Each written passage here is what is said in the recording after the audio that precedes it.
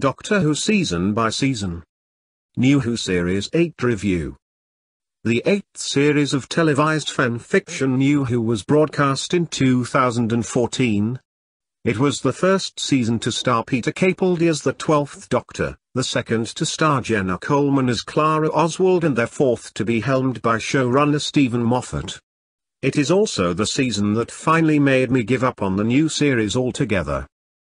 The season begins with the not quite feature-length Deep Breath, which introduces the new Doctor. The first half hour or so are dreadful, beginning with a ridiculous oversized dinosaur and the very much unwanted reappearance of the Paternoster gang. Capaldi himself is also irritating in the post-regeneration scenes. However, to be fair, from the scene in the restaurant onwards the episode does pick up, as does the lead actor as the Doctor starts to stabilize, and the rest of the story is watchable enough to be almost promising for the rest of the season. Oh, the naive optimism. The next story is Into the Dalek, which is yet another bad New Who Dalek episode. A mishmash of the invisible enemy with yet another recycling of 2005's Dalek. Series 7's Cold War had also included another recycling of that, albeit to much lesser effect. It's overblown and tedious, and the new Doctor is surprisingly colorless. The beginning of a piss-poor romantic subplot with little Miss Dullard, Clara, and an equally dreary co-worker at her school, Danny Pink, what a name, is very much unwanted and also clogs up far too much of the already short story. The next story is Robot of Sherwood, a piss-poor attempt at a Robin Hood story from Mark Gatiss, who appears to have completely given up at this point. If they really had to do a Robin Hood story, a stupid idea to start with, doing it in the gritty mold of the classic Robin of Sherwood TV series should at least have been the way to go. Instead it's ridiculous cheesiness and green tights all the way, and the fact that at the end of the story we're told no, he's not a robot, and he actually did exist and behave just like this, is so fucking stupid and unbelievable as to further destroy any remaining credibility New Who might have had left. Which, granted, wasn't much at this point. The next story is Listen, which is widely lauded as a classic by some New Who fans, but is, needless to say, another seriously piss-poor effort. Listen starts off moderately interesting and even atmospheric, but completely goes to hell in a handbasket in the last 10 minutes or so. There was no monster, it was all in our heads, and oh, let's shove Clara Mary Sue Oswald into the Doctor's childhood and have her steal a William Hartnell line, the complete fucking cunt. Since the episode couldn't be bothered to tell us, I'm convinced that it was either Devo, Colin, or Sylvester hiding under the sheet, still trying to get into the show a la the Five-ish Doctors reboot. Makes more sense than Moffat's script. The next story is Time Heist, which is about the time the show started getting so unbelievably fucking dull and boring that I actually started fast-forwarding through some episodes. It's a heist episode, but the dullest heist ever seen in TV or film, and the ending turns into another timey-wimey resolution crossed with Series 7's patented and dreaded power of love endings. Boring and nauseating simultaneously. The next episode is The Caretaker. The Doctor forced to pretend to be normal while going undercover was only mildly amusing when done the first time in the lodger, and has by this point been done to death to the point that it's as grey as Capaldi's hair. This is another crap, dull episode that I fast-forwarded through much of, as sitting through 45 minutes of this shit was just getting too much to ask of me, frankly. The next episode is Kill the Moon. I've heard all about the hilariously shit ending of this, with the moon being an egg, and Clara having a hissy fit and physically assaulting the Doctor like the crazy bitch she is. She had no personality in Series 7, so I can understand her needing one this season, but why Moffat had to give her this personality I'll never know, but I mercifully avoided it. Yes folks, this is pretty much the first episode I couldn't even be bothered to sit through. I don't think I even made it to the moon scenes. The opening minutes in that fucking school again saw me off.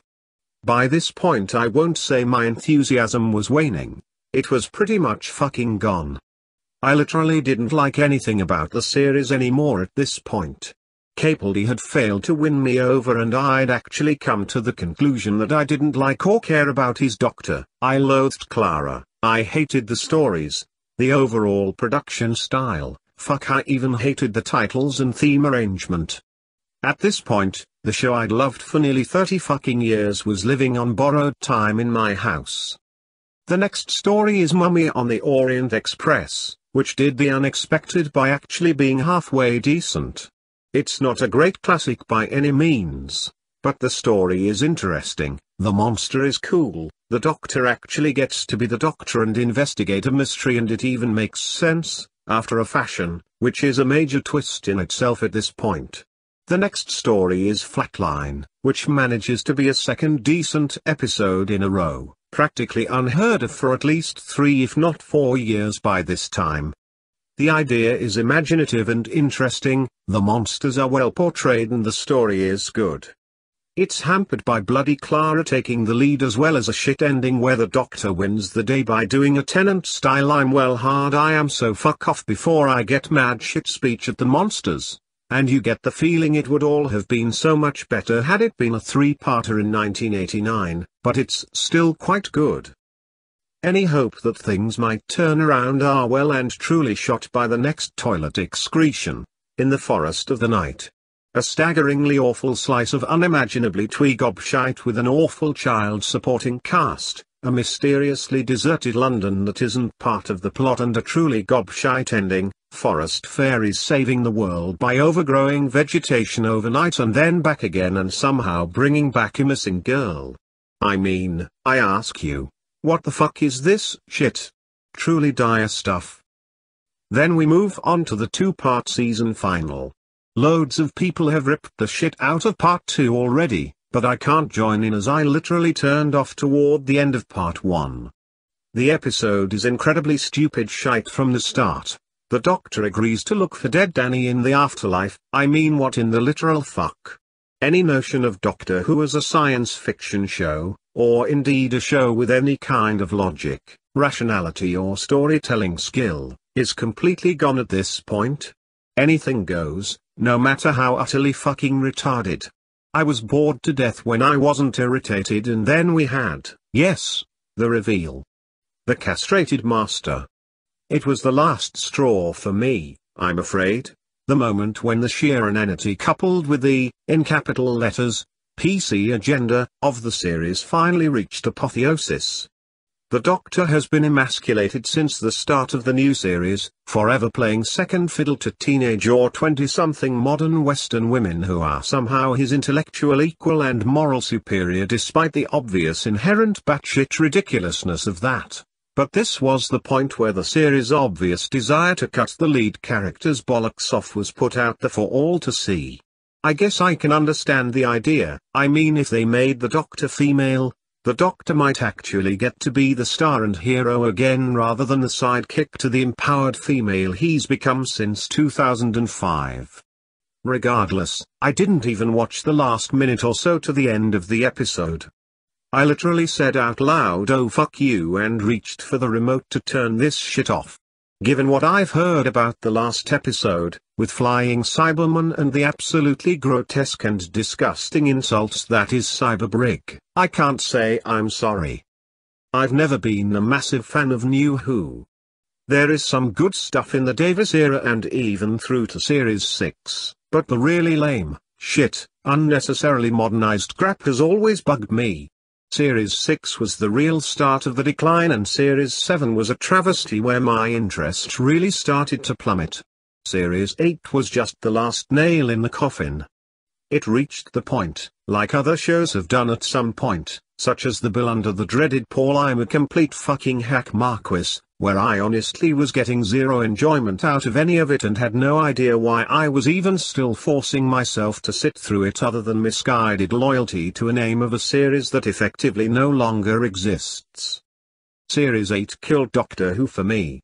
I watched almost nothing of Series 9, so there will be no review of that, and I couldn't really care less about Series 10 even if I confessed to some mild interest in the Rona Munro episode. That said, I doubt Bob Holmes on Full Tilt could get a decent episode out under the current regime. Chris Chibnall has a Lazarus-like miracle to perform to rescue this show as far as I'm concerned, and I'm far from convinced he's got it in him to do it. To putting the final nail in the coffin, I can only give Series 8 the same grade I got for maths in year 11. Unclassified. Oh, who the fuck needs quadratic fucking equations anyway?